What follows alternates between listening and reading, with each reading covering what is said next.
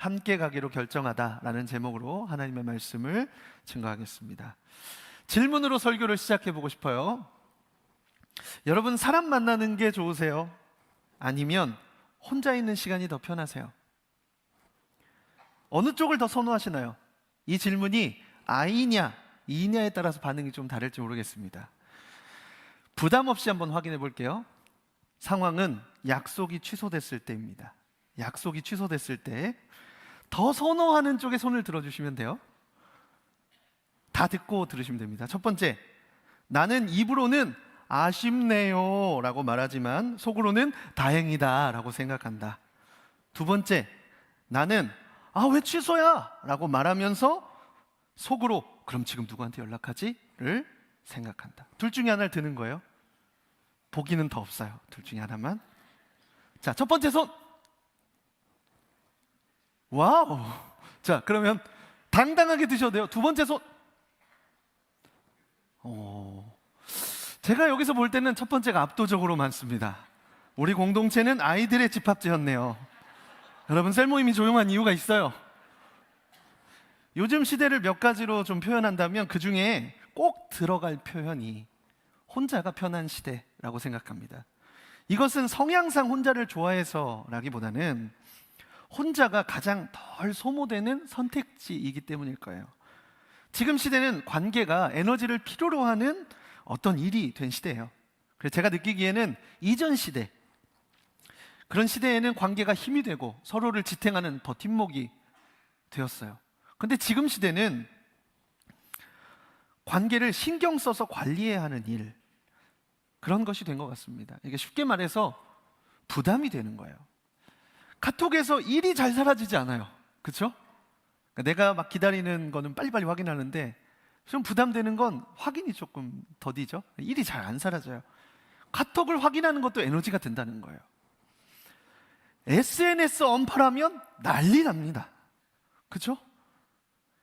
그게 기사가 나요. 뭐 셀럽들끼리 SNS 언팔했다 이런 게 기사가 나요. 저는 이게 기사거리인가 싶어요. 셀럽뿐만 아니고 일반적인 관계에서도 연팔에 굉장히 민감해요. 그런데 이것은요, 단순히 예민함만이 아니고 관계가 작동하는 방식 자체가 바뀌었기 때문일 거예요. 언팔은 관계를 한 단계 낮추겠다는 신호예요. 관계의 온도를 대신하는 거예요. 이유를 설명하지 않고 설명을 또 요구하지도 않습니다. 그러니까 싸우지도 않고 헤어지는 이상한 일이 일어나요. 이 세대는요, 갈등을 싫어해요. 정확히 말하면 감정 소모를 싫어합니다. 그래서 직접 말 안 하고 불편한 대화 안 하고 감정 설명 안 해요. 거리 두고 언팔하고 조용히 차단합니다. 이 중에 저 언팔하신 분 계시다면 제가 책임을 묻지 않겠습니다. 혼자가 편하다고 느끼는 이유 중에 또 다른 이유가 있다면 비교가 일상이 된 시대를 살기 때문일 겁니다. 지금의 시대는요, 비교에 노출된 채 살아가요. 비교가 선택이 아니에요. 이미 기본값이에요. 막 노출되었어요. SNS는 누군가의 결과만을 보여주거든요. 그 결과가 꾸며졌을지라도 알 길이 없어요. 그래서 이미 자리를 잡은 것 같고 이미 성공한 것 같고 이미 행복해 보여요. 그 앞에서 내 모습을 보면 자연스럽게 비교하게 됩니다. 비교를 하면 할수록 사람들 앞에 자신의 있는 모습 그대로 서는 일은 어렵게 되는 거죠. 나를 증명해야 하는 피로감, 두려움, 이런 것에서 피한 자리가 결국 혼자라는 거예요. 같은 맥락에서 속도 차이, 부족함, 실패 이런 거 느끼지 않고 또 숨기기 위해서 혼자를 선택하기도 합니다. 각자의 환경이 다르고 각자의 방향이 다른데 어떻게 속도가 똑같을 수 있겠어요? 여러분, 그렇지 않아요? 그런데 속도가 다르다는 것이 이 시대에는 비교의 기준이 됐어요. 그래서 그것을 뒤처짐으로 받아들이는 거예요. 저는 대기만성이라는 말을 참 좋아합니다. 그런데 요즘 시대가요, 이 대기만성이라는 말조차도 희망과 격려가 아니고 지금은 부족해 라는 평가로 받아들이게 만들어요. 더 이상 미덕이 아닌 거예요. 그리고 또 아이러니하게도 혼자가 편해진 이유 중에 하나는요, 선택지가 너무 많아진 시대이기 때문에 그렇습니다. 요즘은 무엇이든지 선택할 수 있어요. 선택의 자유가 주어져 있어요. 관계도 모임도 필요하면 들어가고 아니면 빠집니다. 선택이 많아질수록요, 하나에 오래 머무르는 일이 적어져요. 우리가 직장에서, 물론 직장에서 오래 머무르는 것이 무조건 좋다는 것은 아닙니다. 그런데 직장에 오래 머무르는 사람이 정말 많이 적어졌죠. 그것도 너무 자유롭게 선택할 수 있게 된 거죠. 그래서 여러분, 관계가요, 그러다 보니까 깊어지기보다는 좀 가벼워지게 돼요. 부담 없는 쪽으로. 부담 없는 모임이 인기가 있어요. 뭐 러닝크루가 막 인기가 있었던 이유 중에 하나도 부담이 없어요. 갑자기 모이고 흩어져도 부담스럽지 않은 그런 모임. 그런데 그 선택조차도 피곤해요. 너무 선택지가 많아서. 그래서 거기서 한 발자국 더 나가면 혼자는요, 아무것도 선택할 필요가 없잖아요. 그런 상태잖아요. 그래서 혼자가 편하다는 거예요. 그러니까 요즘 청년들은요, 혼자가 편한 시대라고 느끼는 것은 꼭 개인의 이기심 때문만은 아니에요. 에너지 소모가 크고 비교가 일상이고 연약함을 드러내기 어려운 환경 속에서 스스로를 지키는 방법으로 혼자를 선택하고 있습니다. 이 시대의 청년들에게 혼자는요, 생존 전략입니다. 그런데 여러분, 이거 바꿔 말하면 그만큼 연결됨에 민감한 세대라는 뜻이에요. 이 세대는 연결에 무감한 세대가 결코 아닙니다. 도리어 너무 많이 연결돼서 살아온 세대예요. 그래서 지쳤어요. 그러나 동시에 그래서 의미 있는 연결을 갈망해요. 그런데 무엇이 정말 좋은 연결인가, 모임인가 발견하기도 전에 지치는 거예요. 여러분, 세상은 그렇게 지친 세대에게 뭐라고 말합니까? 그럼에도 더 많이 연결돼야 된다고 말합니다. 더 높은 수준에 있는 자들과의 커넥션을 만들어야 된다고 말해요. 노는 물이 다른 자들하고 네트워크를 가져야 된다고 말해요. 왜요? 그래야 성공한다는 거예요. 그래서 아무것도 하지 않고 혼자 있는 것을 마치 실패자인 것처럼 말합니다. 뒤처졌다고 말해요. 물론 그러한 관계, 그러한 연결의 힘을 결코 무시할 수 없습니다. 학연지연이 힘을 발휘할 때가 많아요. 그러나 그것이 결코 잘 살고 있다는 기준이 될 수는 없습니다. 무엇보다 그러한 관계는요, 내 내면의 문제에는 관심이 없어요. 오히려 가면을 써야 돼요. 사람의 위상과 자리는 올려줄지 몰라도 상처와 내면을 만지는 일은 결코 할 수 없습니다. 그렇다면 성경은 뭐라고 말씀할까요? 성경은 이 시대를 향해 더 많이 연결되라고 말하지 않습니다. 대신 어떤 연결이 우리를 살리는가를 묻습니다. 관계의 피로감 속에서 혼자가 편한 시대를 살아가는 청년들이 여전히 마음 깊이 찾고 있는 살아있는 연결에 대한 명확한 해답을 제시합니다. 이제 오늘 본문 말씀을 우리 같이 한번 읽어볼 텐데요. 히브리서 10장 23절 말씀입니다. 같이 읽겠습니다. 또 약속하신 이는 미쁘시니 우리가 믿는 도리의 소망을 움직이지 말며 굳게 잡고. 오늘 본문은 더 많이 연결되라, 그것이 아니고 소망을 굳게 잡으라 말씀해요. 저는 이 말씀이 연결이 과잉이 된 시대 속에서 핵심을 짓는 질문이라고, 말씀이라고 생각합니다. 여러분, 지금 무엇을 붙들고 계십니까? 이제 새해가 시작됐는데 무엇을 붙들면서 시작하셨습니까? 사람과의 연결이 흔들릴 때, 관계가 나를 지치게 할 때 우리가 붙잡아야 될 것은요, 다른 것이 아니고 미쁘신 하나님의 약속이라는 것입니다. 여기서 미쁘시다는 것은 하나님의 성품을 표현할 때 성경에서 자주 표현되는 단어입니다. 단순한 신뢰할 수 있음을 넘어서, 이게 미쁘시다는 것은 믿을 만한, 신뢰할 만한 이런 뜻이거든요. 단순히 신뢰할 만한, 믿을 만한 어떤 그런 수준을 넘어서 언약을 끝까지 지키시는 분이라는 깊은 의미를 담고 있어요. 그래서 영어 성경으로는 faithful 또는 trustworthy라고 표현합니다. 히브리서 기자가 말하는 것은요, 관계가 아니에요. 소망입니다. 왜냐하면 이 소망은 사람의 반응이나 관계의 성과에 달려있지 않고 약속하신 이의 신실하심 위에 세워져 있기 때문이에요. 이 소망의 근거가 우리 하나님이라는 사실은 우리의 관계가 흔들릴 때 이 소망만은 흔들리지 않을 수 있다는 뜻입니다. 사람은 변해도, 관계가 기대에 미치지 못해도 하나님은 변하시지 않기 때문입니다. 소망이 없는 관계는요, 쉽게 흔들려요. 기대만 있는 관계는요, 당연히 흔들리기 마련입니다. 그 기대를 어떻게 다 충족해 줄 수 있겠습니까?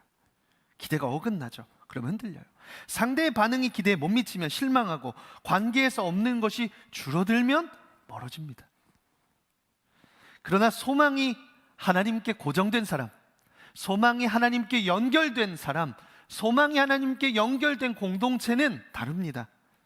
사람에게서 힘을 얻지 못해도, 관계가 완벽하지 않아도 우리는 이미 흔들리지 않는 소망 위에 서 있기 때문에 그렇습니다. 그래서 소망 위에 세워진 공동체는요, 덜 상처받는 공동체가 아니고요, 상처를 견뎌내는 공동체예요. 이 소망의 근거가 하나님이시기 때문에 관계가 무너졌을지라도 다시 일어날 수 있는 것이죠. 흥미로운 점은 소망을 굳게 붙잡으라 이렇게 히브리서 기자가 말한 뒤에 바로 직후에 이제 관계 이야기를 꺼낸다는 것입니다. 본문 24절 말씀 같이 읽겠습니다. 서로 돌아보아 사랑과 선행을 격려하며. 여기서 서로 돌아보아라는 표현은요, 헬라어 카타노멘이라는 말이에요. 여기 이 뜻은 주의 깊게 바라보다, 의도적으로 관찰하다, 마음을 써서 생각하며 살피다, 이런 뜻을 가집니다. 다시 말해서 여기서 요구하는 것은요, 형식적인 관심이 아니고요, 의식적인 주목입니다. 그래서 이 말 속에는 그 사람 요즘 잘 지내? 너 요즘 잘 지내니? 이런 어떤 관심 정도에서 끝나지 않고 그 수준을 넘어서 지금 그 사람의 믿음은 어떤 상태인가? 의식적으로 바라보는 거예요. 그 사람의 마음은 어디쯤 와 있는가? 고민하라는 요청입니다. 히브리서가 말하는 공동체는요, 가볍게 인사를 나누고 안부를 나누고 각자의 삶으로 흩어지는 관계가 아니고 서로의 삶을 책임 있게 들여다보는 관계예요. 관계가 얕아지는 이유 중에 하나가 피곤하다는 이유로 이러한 돌봄이 사라졌기 때문일 겁니다. 관심은 많지만 정작 내 삶을 진지하게 물어보는 질문이 사라졌고, 나 또한 다른 사람의 삶에 그렇게 많이 관심을 쏟지 않기 때문에 그래요. 그런 피상적인 관계를요, 공동체라고 부를 수 없습니다. 대신에 서로를 지나치지 않고 서로의 신앙 여정을 함께 책임지는 관계는요, 공동체라고 부를 수 있어요. 그래서 서로 돌아보아라는 말은요, 편한 관계를 만들어라 이런 요청이 아니에요. 서로의 삶에 머물러 달라라는 요청입니다. 또한 사랑과 선행을 격려해라 이렇게 말했죠. 여기서 격려하다는 말에 록시스몬이라고 하는 헬라어는요, 원어적으로 강한 자극, 깨어나게 하는 충격, 행동을 일으키는 촉발, 이런 뜻을 가지고 있어요. 그러니까 말하자면 등을 토닥이는, 우리가 말하는 일종의 등을 토닥여주는 격려, 이게 아니에요. 가만히 두면 멈춰버릴 수 있는 신앙을 의도적으로 흔들어서 다시 깨우는 행위입니다. 그게 격려예요. 그래서 이 격려는 언제나 편안하지만은 않습니다.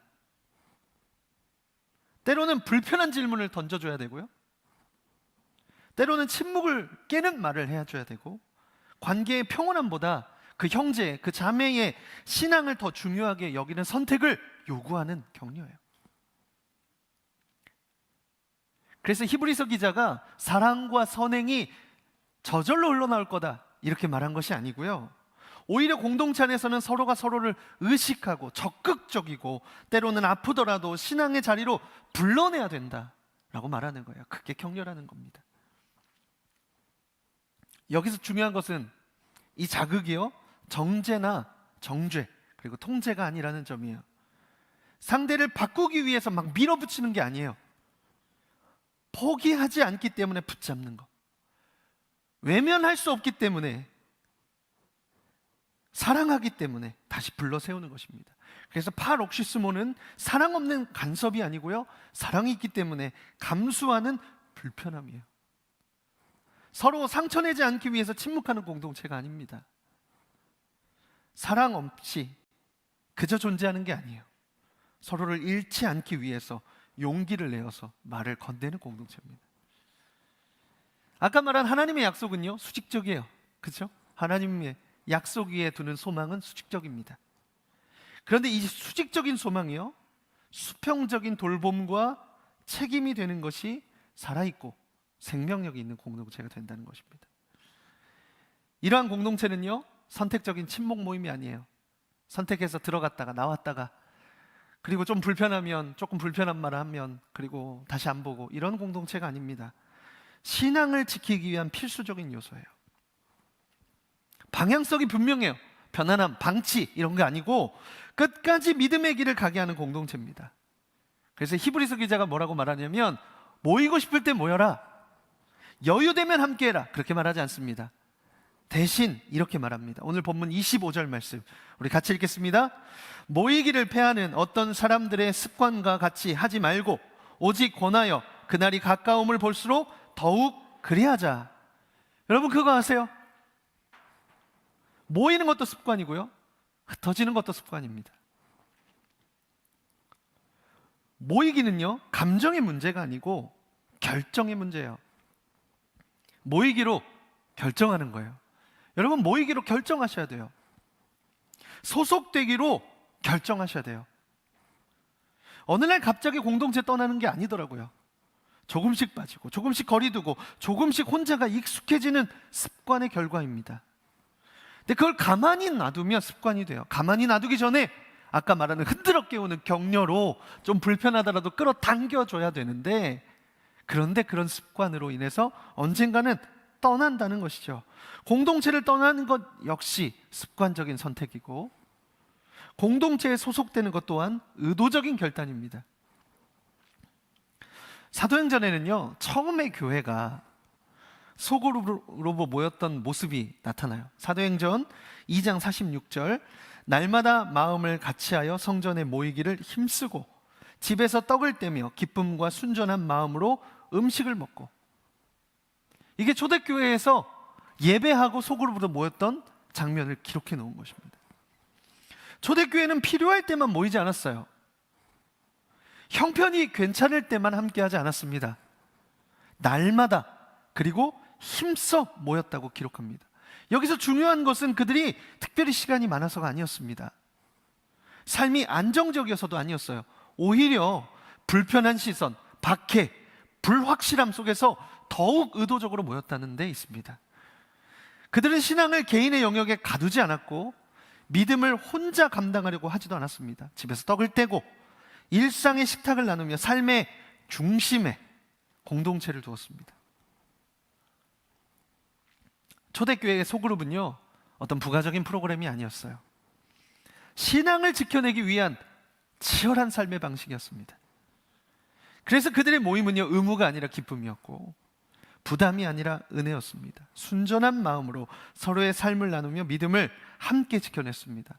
오늘 히브리서 기자는 모이기를 패하는 습관을 버리라 라는 권면을 하잖아요. 여러분, 이 권면이 초대교회가 이미 살아냈던 신앙의 방식으로 우리를 다시 초대하는 말씀이에요. 혼자가 익숙해진 시대 속에서 다시 모이기로, 다시 소속되기로, 다시 함께 가기로 결단하라는 부르심입니다. 혼자가 편한 시대, 그래서 혼자 이제는 신앙생활하는 것이 편해진, 익숙해진 시대에 여러분은 이 말씀 앞에서 어떤 결정을 내리시겠습니까? 함께 가기로 결정하시겠습니까? 아니면 여전히 혼자 가시겠습니까? 서로 돌아보고 붙들어주는 관계, 성공과 실패가 기준이 아니고 끝까지 함께 가는 공동체를 선택해 보시겠습니까? 편하다는 이유로 혼자의 자리로 돌아가시겠습니까? 신앙은 혼자 버티는 여정이 아닙니다. 함께 붙들고 끝까지 가는 여정이에요. 그 여정을 함께하는 소그룹을요, 우리 공동체는 셀이라고 부릅니다. 셀은 연결이 과잉된 시대에 주어진 또 하나의 부담이 아니고요, 지친 신앙을 다시 살리는 하나님의 해답이에요. 셀 공동체는 사람을 만족시키는 관계를 위해서 존재하지 않습니다. 외로움을 잠시 달래기 위한 모임은 더더욱 아니에요. 더 많은 인맥과 기회를 얻기 위한 네트워크도 아닙니다. 잘 될 때만 머무르는 관계가 아니고, 넘어질 때도 떠나지 않아도 되는 관계, 강할 때만 함께하는 공동체가 아니라 연약할 때 더 가까이 다가오는 공동체, 그것이 셀입니다. 혼자가 편안해진 시대 속에서 과잉된 연결에 자신을 보호하고자 혼자를 선택할 수밖에 없는 시대 속에서, 그러나 여전히 의미 있는 연결을 갈망하는 이 시대 청년들에게 셀 공동체는요, 살아있는 연결에 대한, 생명력 있는 연결에 대한 가장 분명하고 가장 성경적인 대안이에요. 여러분, 셀은요 그냥 사람을 묶는 구조가 아닙니다. 청년부 운영을 위한 괜찮은 조직은 더더욱 아니에요. 소망 안에서 서로를 살리는 공동체입니다. 우리는 1월 두 번째 주일, 오늘이 이제 1월 두 번째 주일입니다. 1월 두 번째 주일 오늘을 셀 킥오프 데이로 정했습니다. 이 용어가 쓰이는 곳은 미국 교회에서 많이 자주 쓰여요. 그래서 미국 셀 교회에서 스몰 그룹 런치 나이트, 스몰 그룹 킥오프 이런 말들로 많이 쓰입니다. 그래서 이날에 뭘 하냐면 킥오프를 함께 하는 거예요. 경기를 같이 시작하는 것처럼 삐 하고 킥오프를 하는 거죠. 그래서 함께 명단을 나누고 새 멤버를 환영하고 다시 모임 시간을 정하고 연간으로 중요한 일정을 정하는 날, 이런 날로 진행합니다. 새해가 되었으니까 다시 셀을 함께 시작하는 시작점을 같이 이렇게 찍어보는 날이에요. 중요한 일이에요. 그러나 셀 킥오프 데이는 그저 행정적인 출발선에 머무르는 날만은 아닙니다. 저는 그 안에 반드시 이 의미가 담겨야 된다고 생각해요. 우리는 혼자 신앙생활하지 않겠다. 우리는 혼자 신앙생활하지 않겠다는 공동의 결단이 담겨야 합니다. 다시 말해서 셀 킥오프 데이는 모임을 정비하는 날만이 아니고 관계를 다시 새롭게 하는 날입니다. 결단하는 날이에요. 함께 가겠다. 그래서 먼저 이 질문 앞에 서고자 합니다. 나는 이 공동체 안에서 혼자가 아니라 함께 가기로 결정하는가? 여러분, 이 질문에 대하여 대답이 분명해질 때, 그때 비로소 여러분의 셀은 단순한 모임이 아니라 서로를 살리는 공동체가 되기 시작할 겁니다. 시작을 함께 한다는 것은요, 매우 중요해요. 시작을 함께 하는 것은 방향을 같이 결정한다는 뜻입니다. 신앙생활 혼자 시작할 수 있어요. 기도도 혼자 할 수 있고 말씀도 혼자 읽을 수 있습니다. 하지만 방향은 혼자 정하면 흔들리기가 쉬워요. 셀 킥오프 함께 한다는 건요, 같이 열심히 해보자, 이것이 아니고 우리는 같은 방향으로 가기로 했다, 우리는 서로를 돌아보며 가기로 했다 라고 공적으로 고백하는 것입니다. 함께 시작한 길은 혼자 시작한 길보다 쉽게 포기되기 어렵습니다. 또 셀은요, 의무가 아니에요. 여러분, 오해하시지 않았으면 좋겠어요. 의무적으로 들어가라고 등 떠미는 곳이 아닙니다. 셀은 의무가 아니고 선택의 자리예요. 셀은 누군가 억지로 묶어두는 자리가 아닙니다. 누군가의 강요로 셀에 들어가지 마십시오. 스스로 공동체에 소속되기로 선택하십시오. 그래서 오늘이 중요합니다. 선택 없이 시작한 공동체는요, 오래가지 않아서 그 모임을 패하겠지만 결단으로 시작한 공동체는 쉽게 무너지지 않습니다. 믿으신 약속 위에 세워졌기 때문에 그래요. 또한 함께 시작해야 서로 책임질 수가 있어요. 셀은 친목 모임이 아니라고 했습니다. 셀은 서로를 돌아보기로 약속한 공동체라고 했어요. 그런데 이 책임은요, 서약을 할 때 생깁니다. 약속을 할 때 생겨요. 여러분, 오늘 셀 모임 시간에 킥오프를 의미 있게 하실 수 있도록 이런 리플렛을 준비했다고 했잖아요. 이 리플렛 안에는요, 셀 이름, 각자 한 해의 소망, 셀 약속의 말씀, 셀 버킷리스트, 리더의 약속, 셀원의 약속, 서로를 향한 응원 한마디, 그리고 그 약속에 대한 서명을 할 수 있는 공간이 마련되어 있습니다. 오늘 아침 사역자 모임 때 저희가 셀 모임을 이제 하면서 이걸 먼저 해봤어요. 그래서 저희도 셀 이름을 한번 정해봤습니다. 셀 이름을 정할 때 막 의미를 엄청 담기보다는 이제 별명처럼 우리가 좀 친근하게 부를 수 있는 이름을 정해보자, 그러면서 이제 후보를 받았어요. 8개가 나왔습니다. 한번 읽어볼게요. 더 블랙, 다 검은색 옷만 입고 다닌다 그래서. 그다음에 아주 긴데 줄여서 청봄, 그리고 두괄식, 모든 것을 앞서서 제시해준다, 뭐 이런 뜻이라고 해요. 네. 으라차차, 검은 사제들, 더블랙과 같은 맥락이죠. 네. 미괄식, 미괄식은 두괄식에 대항하여 처음은 미약했지만 뭐 나중은 창대한다, 뭐 그런 거고요. 코어, 우리는 120개 셀 중에 핵심 셀이다, 코어. 이건 제가 이제 낸 건데 퍼스트 스텝, 이런 반응이었어요. 네. 먼저 한 걸음을 걷는 셀이다, 우리가 마더 셀이니까 이런 의미로 했습니다. 뭐가 됐을까요? 코어, 두괄식이 됐습니다. 여기 이름이 적는 게 있거든요. 그래서 셀명 두괄식 리더 두성광, 이런 조롱에 지쳐가고 있어요 제가. 여러분도 오늘 셀 이름 꼭 한번 정해보시면 좋겠어요. 이름 안에는요 정체성이 담겨 있어요. 이름에는요 자기의 애칭, 자기의 마음이 담기기 시작합니다. 그리고 이 안에 뭐 한 해의 소망, 이런 것들 다 적었거든요. 소망 적고, 그리고 버킷리스트, 굴찜을 꼭 통영에 가서 먹어야 된답니다. 네. 주님, 뭐 이런 것들을 우리가 쭉 적었어요. 소망도 적고. 그리고 셀 약속의 말씀, 저희는 에베소서 4장 15절에서 16절 말씀 적었습니다. 리더로서의 다짐과 약속, 제가 막 반장 선거하듯이 제가 이 셀을 행복을 책임지겠습니다, 막 이렇게 하고 박수까지 받았습니다. 큰일 났어요.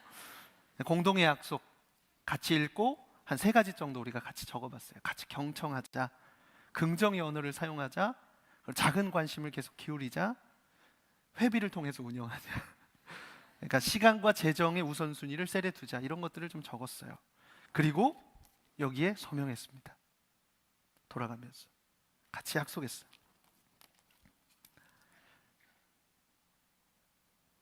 셀 킥오프와 함께 한다는 것은요, 이런 약속을 함께 해보는 거예요. 이 약속 때문에 내가 힘들 때 누군가가 나를 돌아봐 줄 거예요. 누군가 흔들릴 때 나는 외면하지 않을 것입니다. 누군가 멀어질 때 우리는 그냥 두지 않을 거예요. 여러분, 이 약속은 글로만 적지만, 글로써 적지만 그것은, 그 기억은 마음에 남습니다. 그래서 셀은요 각자 흩어져 시작하는 게 아니고요, 모여서 시작해야 돼요. 아까 제가 속도에 대한 말씀 드렸죠. 세상은 속도가 다르면 뒤처졌다고 말해요. 그런데 셀 킥오프는요 지체들의 출발선을 맞추는 시간입니다. 신앙의 속도도 사람마다 다 다르거든요. 상황도, 상태도, 믿음의 깊이도 달라요. 그래서 한 가지 조건을 맞추는 거예요. 우리는 지금 여기서 함께 출발한다. 누군가는 앞서 있고 누군가는 뒤에 있을지라도 출발선을 함께 맞출 때 기다릴 수 있습니다. 함께 출발한 사람은요 서로의 속도를 의식하면서 걷기 마련이에요. 여러분, 오해하지 마세요. 셀 킥오프를 함께 한다는 것은 우리는 완벽한 공동체가 될 거야, 이런 얘기는 아닙니다. 완벽한 공동체가 될 수 없어요. 완벽한 공동체를 약속하는 것은 더더욱 아닙니다. 다만 이거 약속하는 거예요. 혼자 사라지지 않겠다는 거, 서로를 놓지 않겠다는 거, 끝까지 함께 가보겠다는 것. 여러분, 우리가 이렇게 하려는 진짜 이유를 혹시 아십니까? 제가 지난주에 사역자 그리고 리더 120명과 모여서 2026년 한 해의 방향성을 나눴습니다. 우리 공동체 표어가 Following Christ, Rising Disciples 라고 지난주 여러분 말씀드렸죠? 예수님을 따르는 제자가 되고, 그리고 또 누군가가 예수님을 따르게 하는 제자를 일으키는 한 해, 그 한 해를 보내려고 합니다. 그래서 키워드를 2가지로 잡았어요. 하나는 제자도, 이건 지난주에 여러분에게 말씀드렸죠. 또 하나가 소속감이에요. 제자도와 소속감. 여러분, 이 소속감이 의미하는 것이 무엇일까요? 이 소속의 끝이 있습니다. 소속의 끝. 이 소속의 끝이 바로 예수 그리스도십니다. 이 시대를 살아가는 한 청년이 우리 공동체에 나와서 세상이라는 소속에서 그 소속이 바뀌어서 결국에 예수님께 소속되는 것이 우리 공동체의 온전한 목표예요. 그런데 여러분, 그렇게 되기까지는 시간이 걸려요. 이번 주에 나온 분이 당장 다음 주에 예수님께 막 소속을 두고 주님을 인격적으로 만나고 그분을 따르는 제자가 되고, 그렇게 다다닥 진행되지 않습니다. 시간이 걸려요. 여러분, 그 시간을 함께 해주는 곳이 필요해요. 예수님 인격적으로 만나고 만나는 것에서 그치지 않고 그분을 따르는 제자 되기까지의 그 시간, 그 중간에 어떤 일이 일어날지 몰라요. 넘어지기도 하고 떠나기도 하고 관계의 갈등으로 아파하기도 하고 죄와 세상의 유혹 앞에서 많이 흔들릴 거예요. 그래서 예수 그리스도께로 소속되기까지 머무를 안전한 공간이 필요합니다. 저는 그것이 셀이라고 믿습니다. 사랑하는 여러분, 혼자 걷지 마십시오. 함께 걸으십시오. 성경은 공동체를 이렇게 설명합니다. 우리 두 갈씩 셀의 올해 약속의 말씀이기도 한데요, 같이 한 목소리를 읽어볼까요? 오직 사랑 안에서 참된 것을 하여 범사에 그에게까지 자랄지라. 그는 머리니 곧 그리스도라. 그에게서 온 몸이 각 마디를 통하여 도움을 받음으로 연결되고 결합되어 각 지체의 분량대로 역사하여 그 몸을 자라게 하며 사랑 안에서 스스로 세우느니라. 아멘. 우리는 각자 따로 자라는 존재가 아니고요, 머리가 되신 그리스도께 붙어서 연결될 때 자란다고 말해요. 각 지체 분량대로, 누군가는 손으로, 누군가는 발로, 누군가는 보이지 않는 장기로, 누군가는 연약한 지체로, 누군가는 건강한 지체로. 그러나 그 각 지체의 분량대로, 각자의 속도대로, 각자의 자리에서 그 몸이 예수 그리스도께 연결돼서 함께 자라간다고 말씀합니다. 여기에는 비교도 없고 속도를 재촉하는 압박도 없어요. 다만 연결됨이 있습니다. 그 연결의 중심에는요, 언제나 그리스도가 계십니다. 그래서 우리 사역자 모임 마지막에 제가 이렇게 사역자분들과 긴 탁자의 가운데 앉는데, 제가 하나 옆에 앉아서 가운데 자리를 그리스도께 드리고 우리가 함께 그 안에 연결됐다고 말하며 손을 잡고 같이 기도했어요. 여러분, 그분의 계심과 그분의 약속이 소망이에요. 셀은 우리가 서로에게 기대어 단순히 버티는 구조가 아니에요. 그러면 한 3년 하면 지치죠. 셀은 머리 되신 예수 그리스도께 함께 붙어서 함께 자라가기 위한 공동체예요. 여러분, 오늘 함께 가기로 결정하십시오. 오늘의 이 결정이 신앙의 방식 자체를 다시 정하는 선택입니다. 편함을 기준으로 살아가던 자리에서 소망을 기준으로 살겠다는 결단이고, 혼자 버티던 신앙에서 함께 자라가는 신앙으로 방향을 바꾸겠다는 고백입니다. 그리고 오늘 여러분이 내리는 이 선택은 또 누군가에게 기다림이 되고, 누군가에게는 회복의 시작이 되며, 누군가에게는 다시 믿음을 붙들 수 있는 하나님의 통로가 될 것입니다. 여러분, 우리는 완벽하지 않습니다.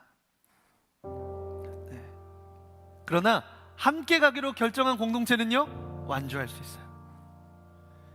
그러니 오늘 혼자가 아니라 함께 가기로 결정하십시오. 함께 걸어가고 함께 자라가기로 선택하십시오. 머리 되신 예수께서 이 공동체를 통해서 여러분 자라게 하시고, 또 여러분 통해서 누군가를 자라게 하실 것을 우리가 믿음으로 고백하기를 소망합니다. 사랑하는 여러분, 오늘 이 자리에서 그래서 함께 가기로 결정합시다. 그리고 함께 출발합시다. 그런 의미로 우리 옆에 있는 분들에게 이렇게 좀 격려하면서 얘기하겠습니다. 함께 가자. 조금 더 밝게 소망 있게 우리 얘기해 볼까요? 함께 가자. 네, 그러면 이렇게 화답해 주세요. 함께 갈게. 한 번 더요. 함께 갈게. 여러분, 이 고백을 이제 찬양으로 좀 올려드리고 싶은데요, 여러분 셀별로 앉으셨죠? 셀별로 계시지 않은 분들도 괜찮아요. 이 고백을 우리가 찬양에 담아서 찬양하고 싶습니다. 함께 자라게 하시는 주님께, 우리의 삶을 연결하시는 주님께 사랑과 믿음으로 먼저 응답하며 이 찬양을 드리면 그 소망이 우리를 이끌어 가실 거예요. 그 사랑 안에서 우리를 결국 당신에게까지 자라가게 하실 것들을 여러분 좀 믿음의 눈으로 바라보시면서 우리 함께 지어져가는 이 찬양 같이 노래하면 좋겠습니다.